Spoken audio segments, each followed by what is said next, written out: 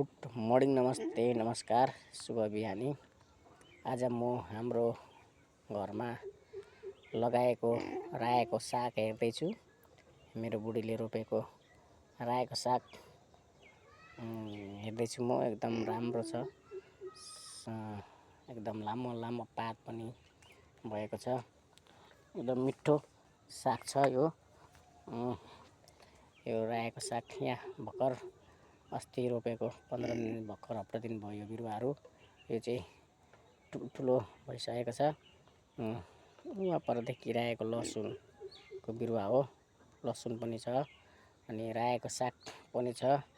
अनि रायोको साग एकदम मिठो लाग्छ मलाई चाहिँ। तपाईहरुलाई कस्तो लाग्छ? रायोको साग छ, हलहल परेको राम्रो छ। हेर्नु होला, हजुरहरूलाई देखाइरहेको छु। यो चाहिँ कालो खालको रायोको साग, कलरको सागहरू पनि हुँदो रहेछन् रायोको सागहरू। एकदम राम्रो छ। हजुरहरूलाई पनि कस्तो लाग्छ कमेन्ट, लाइक, सेयर गर्नु होला प्लिज।